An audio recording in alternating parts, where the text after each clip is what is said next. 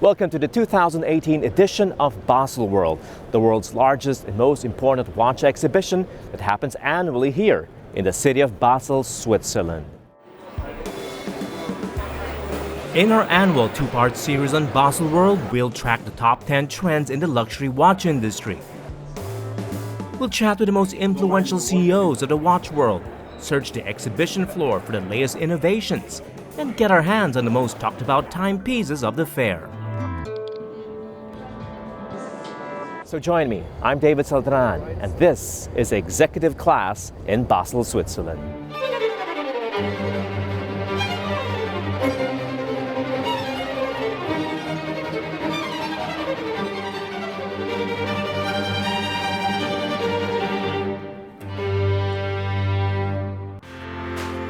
If you've been following Executive Class, you probably know that we haven't missed a single Baselworld in the past 8 years. In that long stretch of time, we've seen trends come and go, CEOs hired and fired, and brands succeed and fail.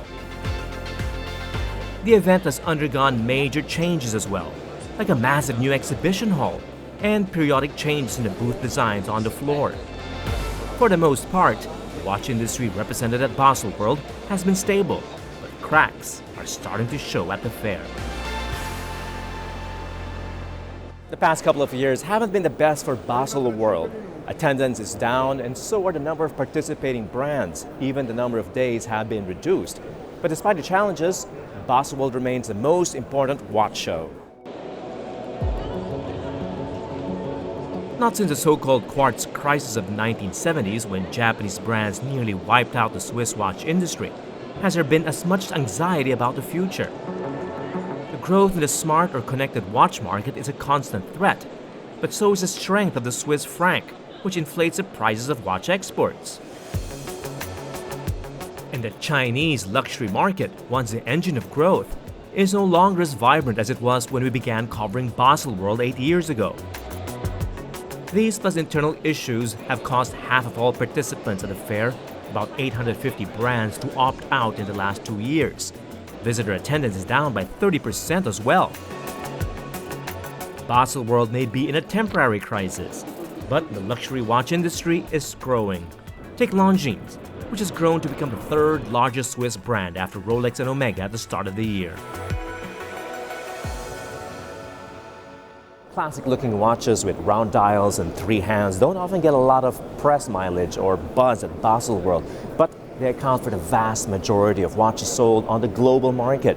And if there's one brand that knows that too well, it's Longines, which is having a spectacular run selling classic watches. Longines CEO Walter von Kennel is one of the longest-serving CEOs of any watch company. He steered his company to the top with a simple formula of consistency and continuity. What can I say? I'm 49 years in this company, 30 years the boss. We brought this company in a position where we are on the podium. Yeah. But price segment is very important, and we don't want to do everything. So we focus, and this policy pays. And we are close to the market to see what they want, what they don't want, and we use local people. And what people want would be exactly what you're producing? Yeah, sure, because we are a very classical and a very affordable price.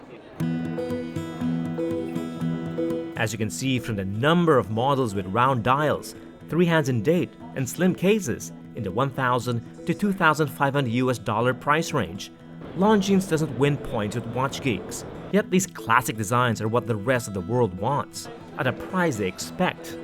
The huge Chinese market especially, where Longines is king.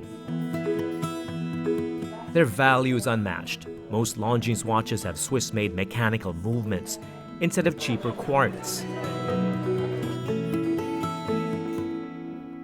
The Longines record line boasts chronometer-certified ETA movements and silicone balance springs. That's great value for a watch that starts at just around $2,000 a piece. Because Longines is part of the giant Swatch group that includes Tissot, Omega, and Breguet, as well as ETA, which produces the majority of movements found in Swiss watches. they've been able to maximize these partnerships to create better value in their products. Their 2018 Master Collection features a mechanical annual calendar watch. Priced at under $2,300 US, it's unheard of for a complication by a Swiss brand in this segment. Proof indeed that the appetite for classic watches is evolving, from basic functions to more exotic movements, and more recently, to sporty dive watches like the Hydro Conquest. Longines is currently tracking the trend in China for larger chronographs and sports watches. The Hydro Conquest comes with new colors and a scratch and fade-resistant ceramic bezel, all for under $2,000 US. Longines isn't the only brand sticking to tried and tested designs with subtle innovations in watch materials and movements. After all, mechanical watches, unlike tech products, have longer product cycles and have little to zero built-in obsolescence. Unlike fashion, it takes a lot more years to develop a new watch model. So most of what you see here are mostly updates and tweaks to previous models or minor cosmetic changes. But for serious watch collectors, it's these little details that often matter most. Details that can make a future icon or a future collectible timepiece. And fans of Rolex are great at spotting those details.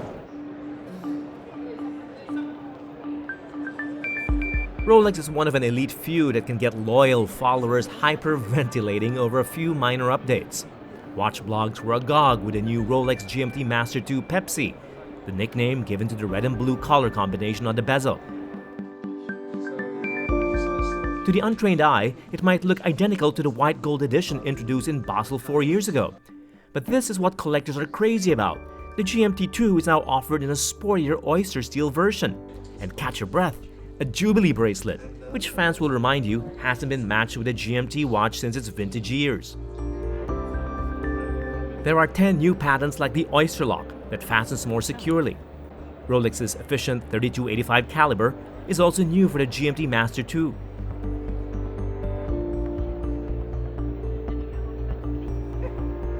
It's not just the Pepsi. Rolex fans are also jostling to glimpse the root beer, code for the black and brown Cerochrome bezel of the new GMT Master 2, similar to the original in black and gold years ago. Why all the fuss? Well, it's the first time Rolex is introducing the model in Ever Rose Gold, one entirely from this unique type of gold developed in Rolex's foundry, the other a combination with oyster steel. It's hardly just cosmetic. The alloys in the oyster case and bracelet are less prone to scratches or losing luster over time.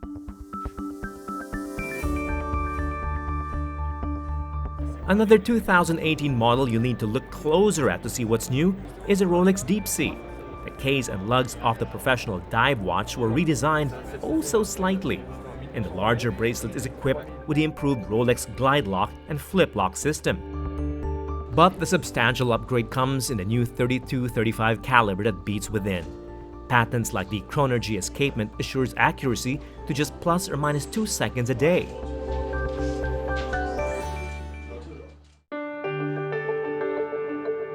Like Rolex enthusiasts, fans of Patek Philippe are equally obsessed about the minutiae of watches. After all, detailed craftsmanship is what the brand, the last family-owned manufacturer in Geneva, is famous for. Patek releases predictable updates to existing models every year, like new dial collars and case materials. And this year is no different. The venerable reference 5270, their first chronograph with perpetual calendar from 2011, has been reissued with a new rose gold gout bracelet. But it's the other version of the handsome chronograph that had my heart racing. Now I think this is one watch most collectors would really love. It's not just because of the movement, which is no longer new, but it's the dial, the new dial, or at least the new color of the dial, which is salmon. It's a vintage look, but more than that, it's really unique. It's a color that's quite rare in timepieces, well, chronograph of the 1940s, 50s, therefore it's quite thought. And it's the actual color, it's not the patina over time, right? No. The salmon was the original color. It's the original color. I agree. I bet the reference 5270 in platinum and salmon dial will break auction records in the future. Another trend we've tracked on the floor is a revival of vintage pieces. It's like brands are only now discovering their archives and reissuing replicas or models inspired by the past. Longines, better known today for their classic dress timepieces, was in the last century a well-known producer of tool and military watches. Although the Heritage Collection accounts for a measly 5% of business, award-winning neo-vintage pieces like the Big Eye chronograph and the 2018 Baselworld favorite, the recent reissue of the Legend Diver watch, have helped lift the status of Longines among collectors and enthusiasts.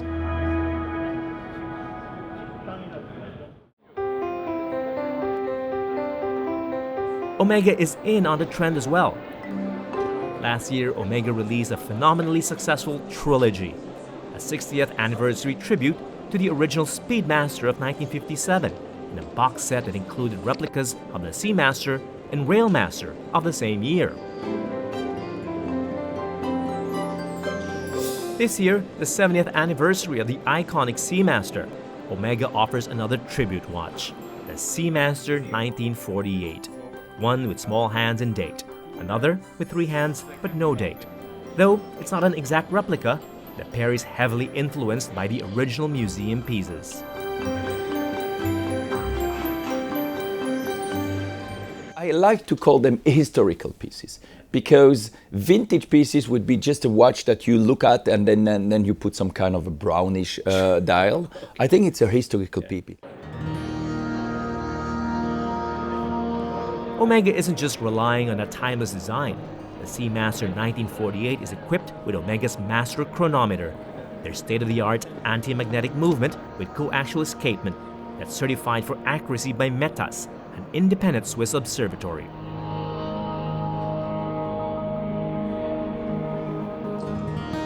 Another historical watch is a Speedmaster CK2998, a reference to the legendary chronograph that set the template for future Speedies. The limited edition piece sports a smaller than usual stainless steel case with a pulsometer ring on the bezel, just like the Speedmasters of the 1960s. It's not because watchmakers and watch brands are running out of ideas. No, I mean, to the opposite, I guess. It's about celebrating a brand in the terms where everybody start to tell you that they're wearing something on the wrist that isn't smart instruments. I think it's a good answer if you talk about exactly that. People want to have an emotion on the wrist.